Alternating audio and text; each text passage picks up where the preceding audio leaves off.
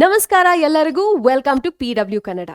I am Shalini Somashekar and ಇವತ್ತಿನ strategy session ಅಲ್ಲಿ ನಾನು ನಿಮ್ಮ ನೀಟ್ ಅಥವಾ JEE ಅಥವಾ ಯಾವುದೇ ಕಾಂಪಿಟೇಟಿವ್ ಎಕ್ಸಾಮ್ ಪ್ರಿಪರೇಷನ್ ಅಲ್ಲಿ ಇನ್ಕಾರ್ಪೊರೇಟ್ ಮಾಡ್ಕೋಬೇಕಾಗಿರೋ ಒಂದು ವೆರಿ ಇಂಪಾರ್ಟೆಂಟ್ ಕಾಂಪೊನೆಂಟ್ನ ಇಂಟ್ರೊಡ್ಯೂಸ್ ಮಾಡಿ ಅದ್ರ ಬಗ್ಗೆ ತಿಳಿಸ್ಕೊಡೋದಕ್ಕೆ ಬಂದಿದ್ದೀನಿ. As you can see, the title of this video itself is How to Analyze Your Performance. Analyze your performance to improve your score. So ನಾನು ಏನು ಹೇಳಕ್ಕೆ ಬಂದಿದ್ದೀನಿ ಅಂದರೆ, ಈ ಒಂದು ಕಾಂಪೊನೆಂಟ್ ಬಗ್ಗೆ ನಾನು ಏನು ಮಾತಾಡ್ತಾ ಇದ್ದೀನಿ ಅದನ್ನು ನೀವು ನಿಮ್ಮ ನೀಟ್ ಅಥವಾ JEE ಪ್ರಿಪ್ರೇಷನಲ್ಲಿ ಇನ್ಕಾರ್ಪೊರೇಟ್ ಮಾಡಿಕೊಂಡ್ರೆ ತಾನಾಗ್ತಾನೆ ನಿಮ್ಮ ಸ್ಕೋರ್ ಇಂಪ್ರೂವ್ ಆಗ್ತಾ ಹೋಗುತ್ತೆ. ಇವಾಗ ನೀವು 11th ಗ್ರೇಡಲ್ಲಿರ್ಬೋದು, 12th ಅಥವಾ ಒಂದು ಬ್ರೇಕ್ ಇಯರ್ ತೊಗೊಂಡಿರ್ಬೋದು ಕಾಂಪಿಟೇಟಿವ್ ಎಕ್ಸಾಮ್ಗೆ ಪ್ರಿಪೇರ್ ಆಗೋಕ್ಕೆ ಅಂತ.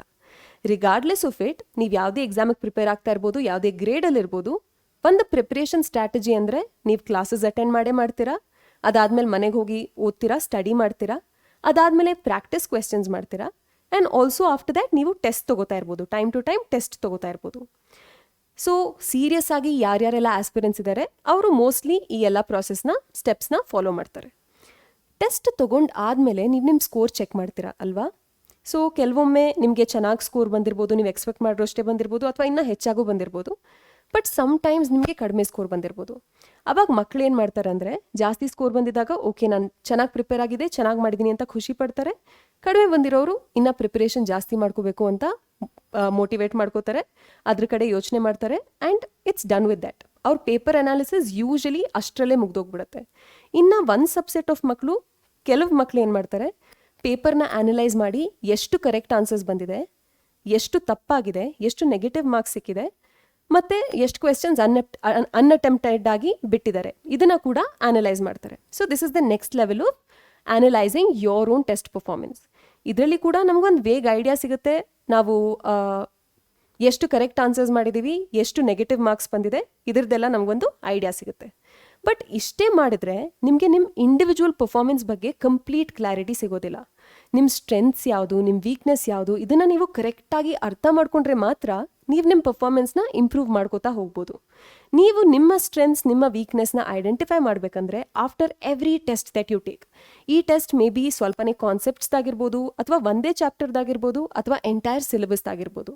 ಯಾವುದೇ ಟೆಸ್ಟ್ ತೊಗೊಂಡು ಆದಮೇಲೆ ನೀವು ಈ ರೀತಿ, ನಾನಿವಾಗ ಏನು ಹೇಳ್ತೀನಿ ಆ ರೀತಿ ನಿಮ್ಮ ಪೇಪರ್ನ ಅಥವಾ ನಿಮ್ಮ ಟೆಸ್ಟ್ ಪರ್ಫಾರ್ಮೆನ್ಸ್ನ ಆನಲೈಸ್ ಮಾಡೋದ್ರಿಂದ ನಿಮಗೆ ಕಂಪ್ಲೀಟ್ ಕ್ಲಾರಿಟಿ ಸಿಗುತ್ತೆ. ಯಾವುದು ನಿಮ್ಮ ವೀಕ್ ಏರಿಯಾಸ್, ಯಾವುದು ನಿಮ್ಮ ಸ್ಟ್ರೆಂತ್ಸ್, ಯಾವುದ್ರ ಮೇಲೆ ನೀವು ಜಾಸ್ತಿ ಫೋಕಸ್ ಮಾಡಬೇಕು, ಇದ್ರದ್ದೆಲ್ಲ ಕಂಪ್ಲೀಟ್ ಕ್ಲಾರಿಟಿ ನಿಮಗೆ ಸಿಗುತ್ತೆ. Okay, so without any further ado let's get today's session started. ನಾನು ಬಯಾಲಜಿ ಫ್ಯಾಕಲ್ಟಿ ಆಗಿರೋದ್ರಿಂದ ನಾನು ನೀಟ್ ಎಕ್ಸಾಮ್ನ ರೆಫರೆನ್ಸ್ ಆಗಿ ತೊಗೊಂಡಿದ್ದೀನಿ. ಓಕೆ, ಸೊ ಯಾವುದೇ ಎಕ್ಸಾಮ್ ತೊಗೊಂಡ್ರೂ ಕೂಡ ಅದರಲ್ಲಿ ಸುಮಾರು ಕ್ವೆಶ್ಚನ್ಸ್ ಇರುತ್ತೆ ಅಲ್ವಾ? ಆ ಕ್ವೆಶ್ಚನ್ಸಲ್ಲಿ ಸ್ವಲ್ಪ ಕ್ವೆಶ್ಚನ್ಸ್ನ ನೀವು ಅಟೆಂಪ್ಟ್ ಮಾಡಿ ಆನ್ಸರ್ ಮಾಡ್ತೀರಾ, ಇನ್ನು ಸ್ವಲ್ಪ ಕ್ವೆಶ್ಚನ್ಸ್ ನಿಮ್ಗೆ ಯಾವುದ್ರಲ್ಲಿ ಪಕ್ಕ ಕ್ಲಾರಿಟಿ ಇರೋದಿಲ್ಲ, ಅಂಥ ಕ್ವೆಶ್ಚನ್ಸ್ನ ಅನ್ಅಟೆಂಪ್ಟೆಡ್ ಆಗಿ ಹಾಗೆ ಬಿಟ್ಬಿಡ್ತೀರಾ. ಈ ಅಟೆಂಪ್ಟ್ ಮಾಡಿರೋ ಕ್ವೆಶ್ಚನ್ಸಲ್ಲಿ ಸ್ವಲ್ಪ ಆನ್ಸರ್ಸ್ ಕರೆಕ್ಟ್ ಆಗಿರ್ಬೋದು, ಹಾಗೆಯೇ ಸ್ವಲ್ಪ ನೀವು ತಪ್ಪು ಆನ್ಸರ್ಸ್ ಕೂಡ ಬರ್ದಿರ್ಬೋದು. ಇವಾಗ ನಾವು ನೀಟ್ ಎಕ್ಸಾಮ್ನ ಕನ್ಸಿಡರ್ ಮಾಡಿದ್ರೆ ನಾವು ಎವ್ರಿ ಕರೆಕ್ಟ್ ಆನ್ಸರ್ಗೆ ನಮಗೆ 4 ಮಾರ್ಕ್ಸ್ ಅವಾರ್ಡ್ ಆಗುತ್ತೆ. ಅದೇ ರೀತಿ ಯಾವುದನ್ನ ತಪ್ಪು ಆನ್ಸರ್ ಬರೆದ್ರೆ ಇನ್ಕರೆಕ್ಟ್ ಆನ್ಸರ್ಗೆ -1. ಏನೆಲ್ಲ ಕರೆಕ್ಟ್ ಮಾರ್ಕ್ಸ್ ಬಂದಿದೆ ಅದರಿಂದ ಮೈನಸ್ ಆಗ್ತಾ ಹೋಗುತ್ತೆ ನಿಮ್ಮದು ಮಾರ್ಕ್ಸ್ ಅಲ್ವಾ? ಹಾಗೆಯೇ ನೀವು ಯಾವುದೋ ಕ್ವೆಶ್ಚನ್ ಡೌಟ್ ಇತ್ತು, ನಿಮಗೆ ಅದ್ರ ಬಗ್ಗೆ ಅಷ್ಟೊಂದು ಕಾನ್ಸೆಪ್ಟಲ್ಲಿ ಕ್ಲಾರಿಟಿ ಇಲ್ಲ ಅನ್ನೋವಾಗ ನೀವು ಅದನ್ನು ಹಾಗೆ ಅಟೆಂಪ್ಟ್ ಮಾಡದೆ ಹಾಗೆ ಬಿಟ್ಬಿಟ್ಟಿದ್ರೆ, ಅನ್ಅಟೆಂಪ್ಟೆಡ್ ಕ್ವೆಶ್ಚನ್ಸ್ಗೆ ಪಾಸಿಟಿವ್ ಇಲ್ಲ ನೆಗೆಟಿವ್ ಇಲ್ಲ, that will be considered as a 0. ಇದ್ರ ಬಗ್ಗೆ ನಿಮಗೆ ಅರಿವಿದೆ ಅಂತ ಅಂದ್ಕೊಂಡಿದ್ದೀನಿ. ಸೊ ಇವಾಗ ನಾವು ಯಾವ್ದಾರ ಒಂದು ಪೇಪರ್ ತೊಗೊಂಡಾಗ ಅಥವಾ ಯಾವ್ದಾರ ಕ್ವೆಶ್ಚನ್ಸ್ ತೊಗೊಂಡಾಗ ಕರೆಕ್ಟಾಗಿ ಆನ್ಸರ್ ಮಾಡಿರೋದಕ್ಕೆ 2 ಪಾಸಿಬಿಲಿಟೀಸ್ ಇರ್ಬೋದು. ಫಸ್ಟ್ ಪಾಸಿಬಿಲಿಟಿ ಏನಂದರೆ, ನಿಮಗೆ ಕಾನ್ಸೆಪ್ಟ್ ಕರೆಕ್ಟಾಗಿ ಗೊತ್ತಿದೆ, ನೀವು ಯಾವ ಟೆಸ್ಟ್ಗೆ ಅಟೆಂಪ್ಟ್ ಮಾಡ್ತಾ ಇದ್ದೀರಾ, ಟ್ರೈ ಮಾಡ್ತಾ ಇದ್ದೀರಾ, ಯಾವ ಟೆಸ್ಟ್ ತೊಗೋತಾ ಇದ್ದೀರಾ, ಅದಕ್ಕೆ ನೀವು ಪ್ರಿಪೇರ್ ಆಗಿ ಹೋಗಿದ್ದೀರಾ, ಏನೇನು ಕಾನ್ಸೆಪ್ಟ್ಸ್ ಇದೆ, ಯಾವ ರೀತಿ ಕ್ವೆಶ್ಚನ್ಸ್ ಬರ್ಬೋದು, ಇದ್ರ ಬಗ್ಗೆ ಎಲ್ಲ ನಿಮಗೆ ಕ್ಲಾರಿಟಿ ಇದೆ.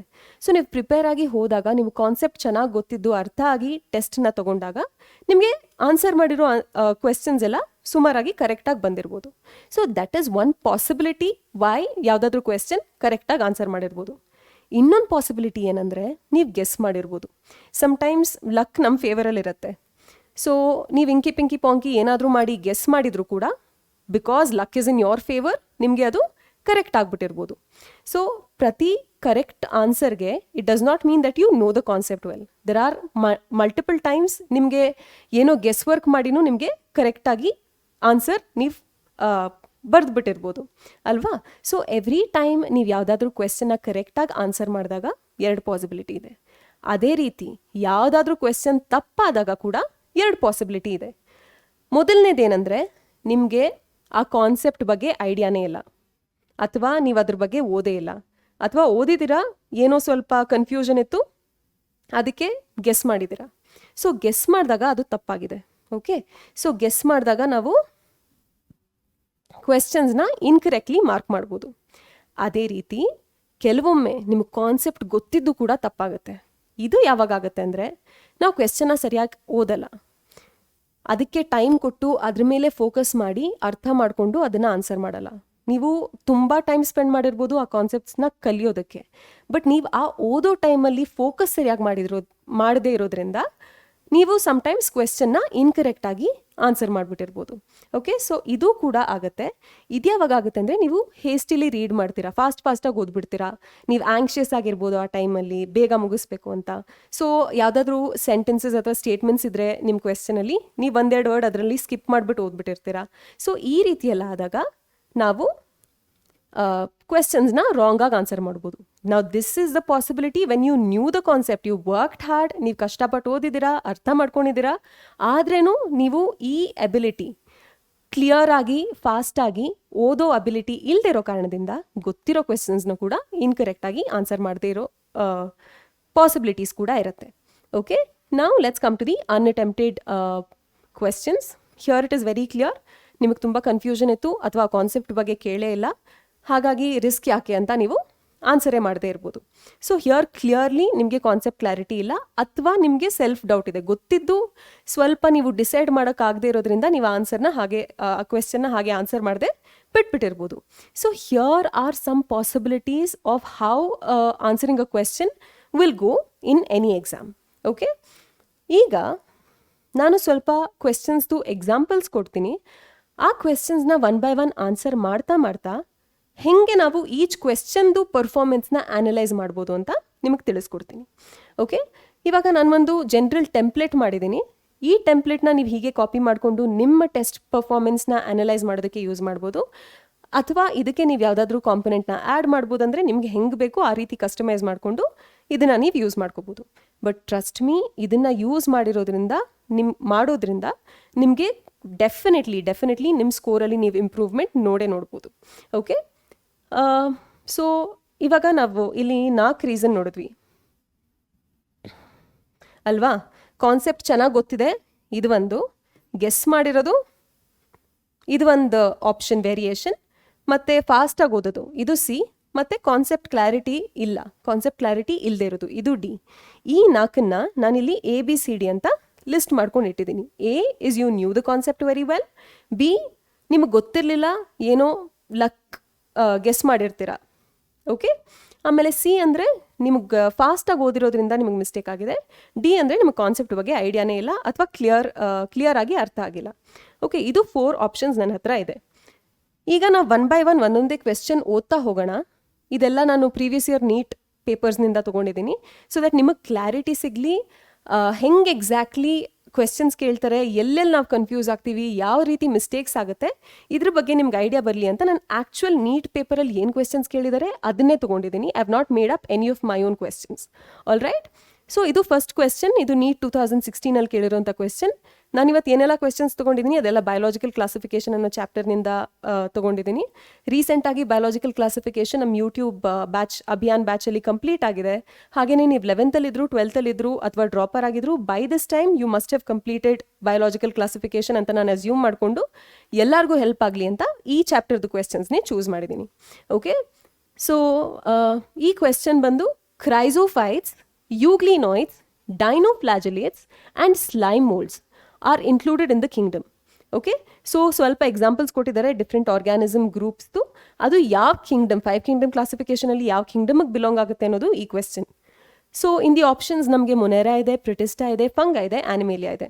ಸೊ ನಾನು ಈ ಕ್ವೆಶ್ಚನ್ನ ಈಸಿ ಕ್ವೆಶ್ಚನ್ ಅಂತ ಹೇಳ್ತೀನಿ. ಇದು ತುಂಬ ಡೈರೆಕ್ಟ್ ಕ್ವೆಶ್ಚನ್.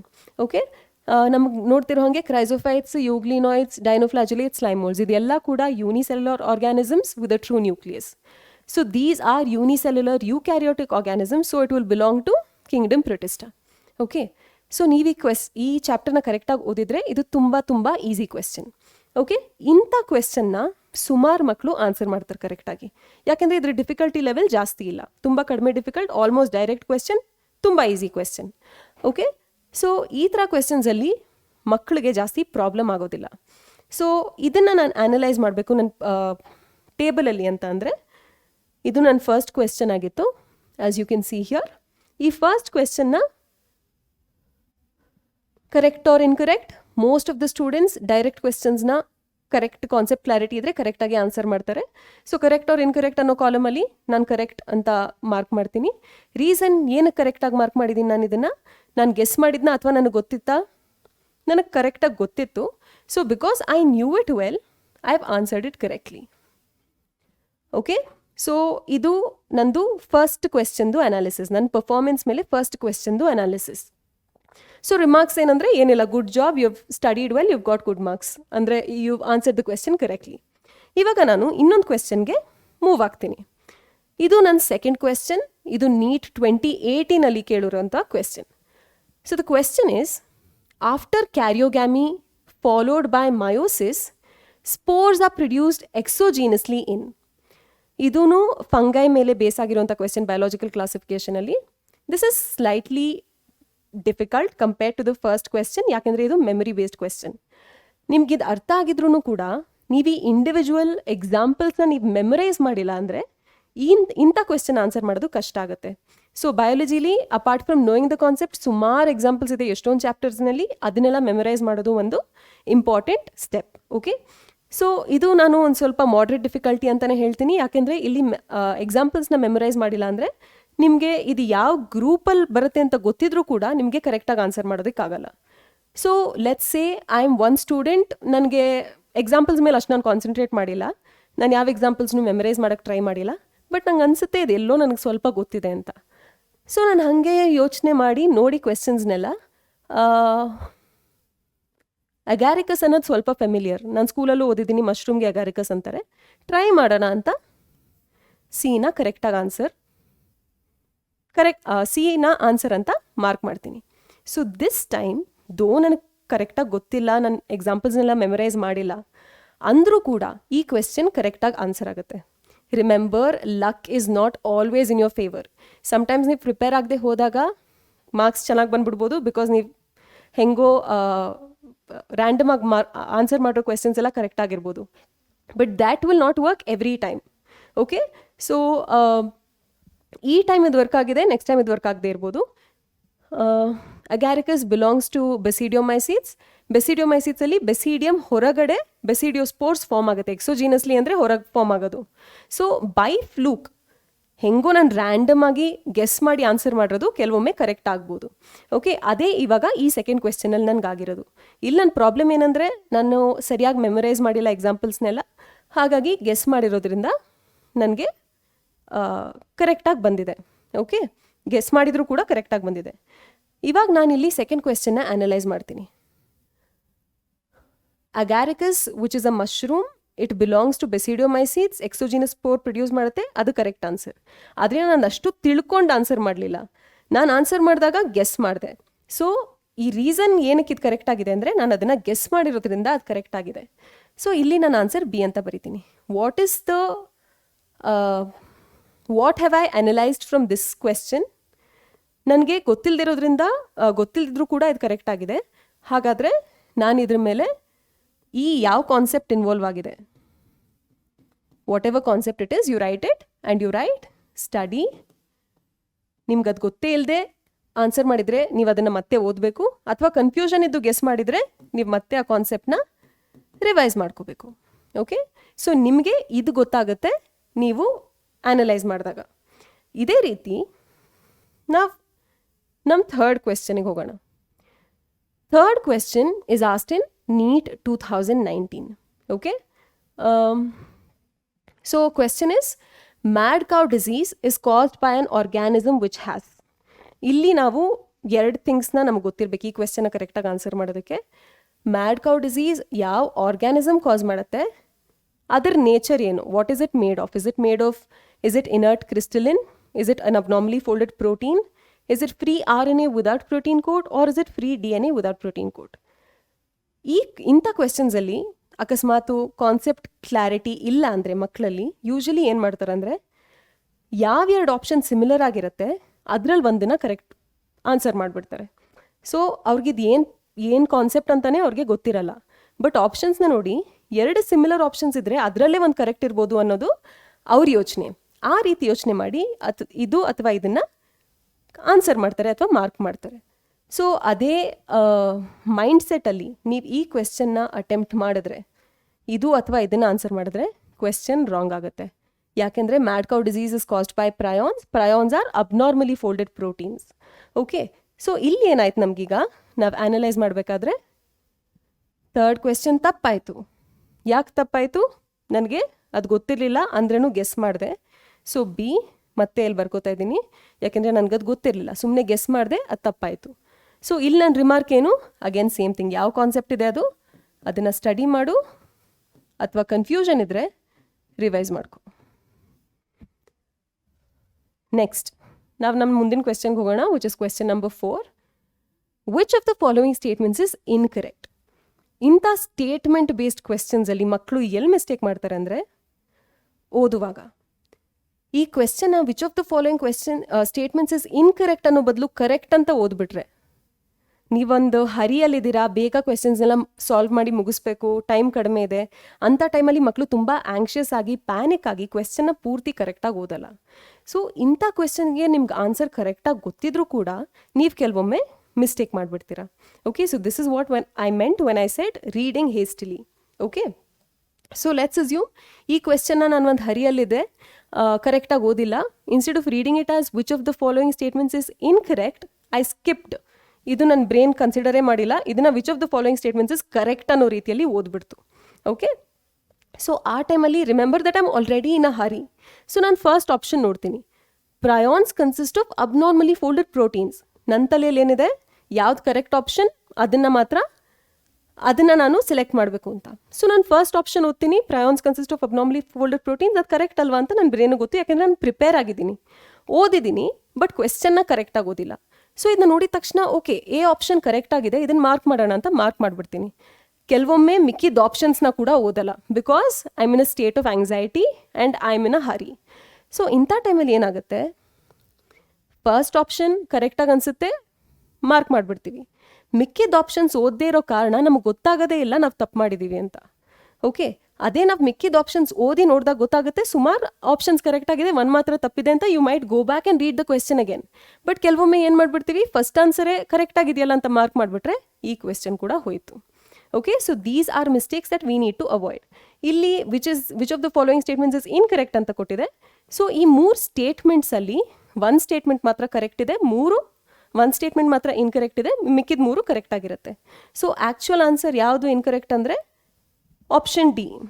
ಈ ಸ್ಟೇಟ್ಮೆಂಟ್ ಇನ್ಕರೆಕ್ಟ್, ಯಾಕೆಂದರೆ ವೈರಸಸಲ್ಲಿ ಇನ್ಫೆಕ್ಟಿವ್ ಕಾನ್ಸ್ಟಿಟ್ಯೂಯೆಂಟ್ ಪ್ರೋಟೀನ್ ಕೊಟ್ಟಲ್ಲ, ಅದರಲ್ಲಿರೋ genetic material. Okay, so I am not here to discuss these questions. ನಾನು ನಿಮ್ಗೊಂದು ಐಡಿಯಾ ಬರಲಿ ಅಂತ ಈ ಕ್ವೆಶ್ಚನ್ಸ್ನ ನಿಮಗೆ ಎಕ್ಸಾಂಪಲಾಗಿ ಕೊಡ್ತಾ ಇದ್ದೀನಿ. ಓಕೆ, ಸೊ ಈ ರೀತಿ ಕೂಡ ಮಿಸ್ಟೇಕ್ಸ್ ಆಗುತ್ತೆ. ಇವಾಗ ನಾವು ಈ ಕ್ವೆಶ್ಚನ್ನ ಪರ್ಫಾರ್ಮೆನ್ಸ್ ಆ್ಯನಲೈಸ್ ಮಾಡುವಾಗ ಈ ರೀತಿ ಮಾಡ್ಬೋದು. ಇದು ಮಿಸ್ಟೇಕ್ ಆಯಿತು, 4th ಕ್ವೆಶ್ಚನ್. ಯಾಕೆ ಮಿಸ್ಟೇಕ್ ಆಯಿತು? ಐ ರೆಡ್ ಹೇಸ್ಟಿಲಿ, ನಾನು ಕರೆಕ್ಟಾಗಿ ಓದಿಲ್ಲ, ಹಾಗಾಗಿ ಮಿಸ್ಟೇಕ್ ಆಯಿತು. ಸೊ ಇಲ್ಲಿ ಏನು ನನ್ನ remark, I have to learn to be more focused while taking the test, and I have to learn to read quickly and also correctly. ನೀವು ಫಾಸ್ಟಾಗಿ ಓದ್ತಾ ಇದ್ದೀರಾ ಅಂತ ನೀವು ವರ್ಡ್ಸ್ನೆಲ್ಲ ಸ್ಕಿಪ್ ಮಾಡಿಬಿಟ್ರೆ it might cost you your medical seat ಅಲ್ವಾ, ಅಥವಾ whatever exam or whatever course your aiming at, right? So ನಮಗೆ ಇಲ್ಲಿ ಫೋಕಸ್ ತುಂಬ ಇಂಪಾರ್ಟೆಂಟ್. ನೀವು ಎಷ್ಟೇ ಚೆನ್ನಾಗಿ ಓದಿದ್ರೂ ನೀವು ಆ ಎಕ್ಸಾಮ್ ಬರೆಯೋ ಟೈಮಲ್ಲಿ ನಿಮ್ಮ ಮೈಂಡ್ ಸೆಟ್ ಹೇಗಿರುತ್ತೆ, ಎಷ್ಟು ಕಾಮ್ ಆಗಿರ್ತೀರಾ, ಎಷ್ಟು ಫೋಕಸ್ಡ್ ಆಗಿರ್ತೀರಾ, ಅದು ತುಂಬ ತುಂಬ ಮ್ಯಾಟರ್ ಆಗುತ್ತೆ. ಸೊ ನಿಮಗೆ ಫ್ರೀಕ್ವೆಂಟಾಗಿ ಈ ಥರ ಮಿಸ್ಟೇಕ್ಸ್ ಆಗ್ತಾ ಇದ್ದರೆ, ನಿಮ್ಮ ಕಾನ್ಸೆಪ್ಟ್ ಚೆನ್ನಾಗಿ ಗೊತ್ತಿದ್ದೂ ನೀವು ಮಿಸ್ಟೇಕ್ ಮಾಡ್ತಾ ಇದ್ದೀರಾ ಅಂದರೆ, you have to invest your time on becoming more focused and also reading fastly and correctly. All right, ಇವಾಗ ನಾವು ನಮ್ಮ ಫೈನಲ್ ಕ್ವೆಶ್ಚನ್ಗೆ ಹೋಗೋಣ, which is question number 5. So this is a question that was asked in NEET 2022. Identify the fungi which do not belong to the group of other fungi in the following. It basically choose the odd one out kind of question. So idu again examples ಇದೆ, ಇದು memory based question.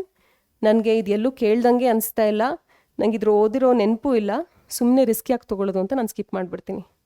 Okay, so ಇಂಥ ಕ್ವೆಶ್ಚನ್ನ ನಾವು ಆ್ಯನಲೈಸ್ ಮಾಡುವಾಗ ಇದು correct ಅಲ್ಲ, ಇನ್ಕರೆಕ್ಟು ಅಲ್ಲ, it is attempted question. ಏನಕ್ಕೆ reason ನನಗೆ ಗೊತ್ತಿರಲಿಲ್ಲ, ನನಗೆ ಆ ಕಾನ್ಸೆಪ್ಟ್ ಬಗ್ಗೆ ಕೇಳಿದ್ದು ನೆನಪಿರಲಿಲ್ಲ, ಅದಕ್ಕೆ ನಾನು ಇದನ್ನು ಆನ್ಸರ್ ಮಾಡಿಲ್ಲ, ಹಾಗೆ ಬಿಟ್ಟಿದ್ದೀನಿ. ಸೊ ಇಲ್ಲಿ ರಿಮಾರ್ಕ್ ನಿಮ್ದು ಏನಿರುತ್ತಂದರೆ, study well, study more, read more and take notes. ಇದು ನಿಮ್ಮದು ರಿಮಾರ್ಕ್ ಇರುತ್ತೆ ಈ ರೀತಿ ಕ್ವೆಶ್ಚನ್ಸಲ್ಲಿ. ಓಕೆನಾ? ಸೊ ಇವಾಗ ನಾನು ನಿಮಗೊಂದು ಫೈನಲ್ ಸಮ್ಮರಿ ಕೊಡ್ತೀನಿ, ನಿಮಗೆ ಕ್ಲಾರಿಟಿ ಬರಲಿ ಅಂತ. ನೀವು ಎಕ್ಸಾಕ್ಟ್ಲಿ ಏನು ಮಾಡಬೇಕು. ಇವಾಗ ಫಸ್ಟ್ ABCD ಅನ್ನೋದನ್ನು ನಾನು ತೊಗೊಂಡೆ. ಎ ಅಂದರೆ ನಿಮಗೆ ಕಾನ್ಸೆಪ್ಟ್ ಕ್ಲಾರಿಟಿ ಇದೆ, ನಿಮ್ಮದು ಕ್ವೆಶ್ಚನ್ ಕರೆಕ್ಟಾಗಿ ಆನ್ಸರ್ ಬರ್ತಾ ಇದೆ, because you knew the answers to the question ಅಲ್ವಾ. ಸೊ ಈ ರೀತಿ ನಿಮಗೆ ಇವಾಗ ನೀವು ಒಂದು 180 ಕ್ವೆಶ್ಚನ್ದು ಟೆಸ್ಟ್ ತೊಗೊಂಡಿದ್ರೆ ಅದರಲ್ಲಿ ನಿಮಗೆ 140 ಕ್ವೆಶ್ಚನ್ ನಿಮ್ಮದು ಎ ಬಂತು, ಜಾಸ್ತಿ ಪ್ರಮಾಣ ಎ ಬಂತು ಅಂದರೆ ನಿಮ್ಮ ಅನಾಲಿಸಿಸಲ್ಲಿ ನೀವು ಕರೆಕ್ಟ್ ಟ್ರ್ಯಾಕಲ್ಲಿದ್ದೀರಾ. ಸುಮಾರು ಕ್ವೆಶ್ಚನ್ ಅಥವಾ ವೆರಿ ಫ್ಯೂ ಕ್ವೆಶ್ಚನ್ಸ್ ಇರ್ಬೋದು ನಿಮ್ಗೆ ಮಿಸ್ಟೇಕ್ ಆಗ್ತಾ ಇರೋದು, ಅಥವಾ ನೀವು ಅಟೆಂಪ್ಟ್ ಮಾಡದೆ ಬಿಡ್ತಾ ಇರೋದು. ಸೊ ಅಂಥ ಕ್ವೆಶ್ಚನ್ಸ್ ಏನಕ್ಕೆ ಆಗ್ತಾಯಿದೆ ಅನ್ನೋದನ್ನು ನೀವು ಫೋಕಸ್ ಮಾಡಿ. But otherwise your on the right track. More of B ಅಂದರೆ ಗೆಸ್ ಮಾಡಿದ್ದೀರಾ, ಗೆಸ್ ಮಾಡಿರೋದ್ರಿಂದ ನೀವು ಮಿಸ್ಟೇಕ್ ಮಾಡ್ತಾ ಇರ್ಬೋದು. ಇದ್ಯಾಕಾಗುತ್ತೆ ಅಂದರೆ ನೀವು ಎಕ್ಸಾಂಪಲ್ಸ್ನೆಲ್ಲ ಮೆಮರೈಸ್ ಮಾಡಿಲ್ಲ, ಅಥವಾ ನಾಟ್ ನೆಸೆಸರಿಲಿ ಎಕ್ಸಾಂಪಲ್ ಸ್ಪೆಸಿಫಿಕ್ಸ್ ಇರುತ್ತೆ ಅಲ್ವಾ. Even in your other subjects like specific information, ಅದು ಮೆಮರೈಸ್ ಮಾಡಬೇಕು ನಾವು, ಇಲ್ಲದಿದ್ರೆ ಅದು ನಮಗೆ ಕ್ವೆಶ್ಚನ್ಸ್, ಆ ರೀತಿ ಕ್ವೆಶ್ಚನ್ಸ್ನ ನಾವು ಆನ್ಸರ್ ಮಾಡೋದಕ್ಕೆ ಆಗೋದಿಲ್ಲ. ಸೊ ಏನೆಲ್ಲ ಸ್ಪೆಸಿಫಿಕ್ಸ್ ಇರುತ್ತೆ, ಎಕ್ಸಾಂಪಲ್ಸ್ ಮತ್ತು ಇಯರ್ಸ್, ವಾಟ್ ಎವರ್ ಸ್ಪೆಸಿಫಿಕ್ಸ್ ಯಾವುದಾದ್ರೂ ಸಬ್ಜೆಕ್ಟಲ್ಲಿ ಇರುತ್ತೆ, ಅದನ್ನೆಲ್ಲ ನೀವು ಸೀರಿಯಸ್ ಆಗಿ ತೊಗೊಂಡು ಮೆಮರೈಸ್ ಮಾಡಬೇಕು. ಅಟ್ಲೀಸ್ಟ್ ಇನ್ ಬಯಾಲಜಿ ನಿಮಗೆ ಗೊತ್ತು, ಓವರ್ ದ ಇಯರ್ಸ್ ನೀಟಲ್ಲಿ ಎಷ್ಟೊಂದು ಎಕ್ಸಾಂಪಲ್ ಬೇಸ್ಡ್ ಕ್ವೆಶ್ಚನ್ಸ್ನ ಕೇಳ್ತಾನೆ ಇರ್ತಾರೆ. So as boring as it may seem, it is really important. that will take your preparation to the next level. So learn ways to memorize these examples or whatever the specifics are. So ನೀವು ಇಂಟರ್ನೆಟ್ಟಲ್ಲಿ ನೀವು ನೋಡಿದ್ರೆ ಸುಮಾರು ನೆಮೋನಿಕ್ಸ್ ಸಿಗ್ಬೋದು, ಈ ಥರ ಎಕ್ಸಾಂಪಲ್ಸ್ನ ಈಸಿಯಾಗಿ ನೆನ್ಪಿಟ್ಕೊಳ್ಳೋದಕ್ಕೆ help ಮಾಡೋದಕ್ಕೆ. ಹಾಗೆಯೇ ನೀವು ನಮ್ಮದು PW ಕನ್ನಡ ಚಾನಲಲ್ಲಿ ನೋಡಿದ್ರೂ ಕೆಮಿಸ್ಟ್ರಿ ಮತ್ತು ಬೇರೆ ಸಬ್ಜೆಕ್ಟ್ಸ್ಗೆಲ್ಲ ಎಷ್ಟೊಂದು ನೆಮೋನಿಕ್ಸ್ ನಾವೇ ಅಪ್ಲೋಡ್ ಮಾಡಿದ್ದೀವಿ, ನಿಮಗೆ ನೆನ್ಪಿಟ್ಕೊಳ್ಳೋದು ಈಸಿ ಆಗಲಿ ಅಂತ. ಸೊ ನಿಮಗೆ ಯಾವ ರೀತಿ ಈಸಿ ಆಗುತ್ತೆ ಆ ಥರ ನೀವೇ ನೆಮೋನಿಕ್ಸ್ ಕೂಡ ಕ್ರಿಯೇಟ್ ಮಾಡ್ಕೋಬೋದು. ಗೆಸ್ ಮಾಡೋದು ಕಡಿಮೆ ಆಗುತ್ತೆ ಆವಾಗ. ಮತ್ತು ಎಲ್ಲೆಲ್ಲಿ ಕನ್ಫ್ಯೂಷನ್ ಇದೆ ಆ ಟಾಪಿಕ್ಸ್ನ ನೀವು ರಿವೈಸ್ ಮಾಡ್ಕೋಬೋದು. ಸೊ ಗೆಸ್ ಮಾಡೋದು ತಪ್ಪು ಅಂತ ನಾನು ಕಂಪ್ಲೀಟ್ಲಿ ಹೇಳಲ್ಲ, ಯಾಕೆಂದರೆ ಎಲ್ಲ ಸ್ಟೂಡೆಂಟ್ಸ್ಗೂ it is impossible to know all the answers to all the questions in an exam. Okay, of course there are people who get 720 on 720, but that's not possible for all the students to attempt the test. Once in a while ನಾವು guess ಮಾಡಬೇಕು, but guess ಮಾಡೋದು ಯಾವಾಗ okay ಅನ್ನೋದನ್ನು ನಾವು ತಿಳ್ಕೊಂಡಿರಬೇಕು. In the upcoming videos, upcoming sessions ನಾನು ಅದನ್ನು ಹೇಳ್ತೀನಿ. When is it okay to take a guess, when should you definitely not take a guess. ನಾನಂತೂ ರೆಕಮೆಂಡ್ ಮಾಡ್ತೀನಿ, ಯಾವುದಾದ್ರೂ ಮೆಮರಿ ಬೇಸ್ಡ್ ಕ್ವೆಶ್ಚನ್ಸ್ ಇರುವಾಗ ಡೆಫಿನೆಟ್ಲಿ ನೀವು ಗೆಸ್ ಮಾಡಬಾರ್ದು, ಯಾಕೆಂದರೆ there are high chances that will go wrong. Okay, so ಇನ್ನು ಮುಂದೆ ಬರೋ ಸೆಷನ್ಸಲ್ಲಿ ನಾನು ನಿಮಗೆ ಎಕ್ಸಾಕ್ಟ್ಲಿ ಗೈಡ್ ಮಾಡ್ತೀನಿ ಯಾವ ಕ್ವೆಶ್ಚನ್ಸ್ನ ಗೆಸ್ ಮಾಡ್ಬೋದು, ಎಂಥ ಕ್ವೆಶ್ಚನ್ಸ್ನ ಗೆಸ್ ಮಾಡಬಾರ್ದು ಅಂತ. So stay tuned for it. Now let's move on. ನಿಮಗೆ ಹೆಚ್ಚು ಸಿ ಬಂದಿದ್ರೆ ದ್ಯಾಟ್ ಮೀನ್ಸ್ ನೀವು ಫೋಕಸ್ ಕರೆಕ್ಟಾಗಿ ಮಾಡ್ತಾ ಇಲ್ಲ, ನಿಮಗೆ ಕರೆಕ್ಟಾಗಿ ಓದೋಕ್ಕಾಗ್ತಾ ಇಲ್ಲ ಅಂತ. ಇವಾಗ ನೀವು ಎಷ್ಟೇ ಚೆನ್ನಾಗಿ ಓದಿದ್ರು over the 2 years of your preparation or for how many ever years you preparing, ಆ ಎಕ್ಸಾಮ್ ಟೈಮಲ್ಲಿ ನಿಮ್ಮ ಫೋಕಸ್ ಎಷ್ಟು ಅನ್ಡಿವೈಡೆಡ್ ಆಗಿದೆ ಅದು ತುಂಬ ಮ್ಯಾಟರ್ ಆಗುತ್ತೆ. ಕೆಲವೊಮ್ಮೆ ಏನಾಗುತ್ತೆ ಅಂದರೆ ನೀವು ಫಿಸಿಕ್ಸ್ ಫಸ್ಟ್ ಸಾಲ್ವ್ ಮಾಡಿರ್ತೀರಾ, ಮತ್ತು ಕೆಮಿಸ್ಟ್ರಿ ಮಾಡ್ತೀರಾ, ಮತ್ತು ಬಯೋಗ್ ಸಾಲ್ವ್ ಮಾಡೋಕ್ಕೆ ಸ್ಟಾರ್ಟ್ ಮಾಡಿರ್ಬೋದು. I am just giving you one example. Physics chemistry ಚೆನ್ನಾಗಿ ಹೋಗಿಲ್ಲ ಅಂದರೆ ಆ ಬೇಜಾರನ್ನ ನೀವು ಬಯಾಲಜಿಗೂ ತೊಗೊಂಡು ಬಂದಿರ್ತೀರಾ.